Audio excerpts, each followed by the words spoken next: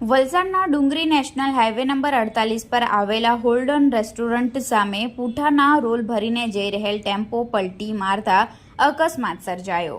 વલસાડના ડુંગરી national highway number 48 હોલ્ડન restaurant પાસે એક ટેમ્પો પલટી મારવાની ઘટના બની હતી।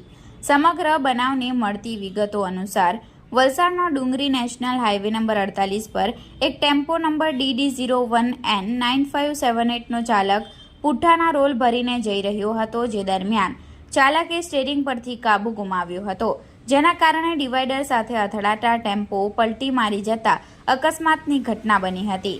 આ અકસ્માતની ઘટના બનતા હાઈવે પર પસાર થતા રાહદારીઓ આસપાસના લોકો ટેમ્પા ચાલકની મદદ માટે દોડી આવ્યા હતા।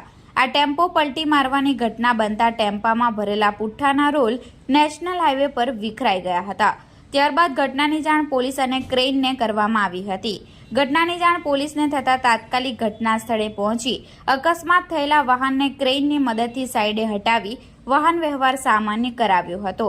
જો કે આ અકસ્માતની ઘટનામાં ચાલકનો ચમત્કારી બચાવ થયો હતો।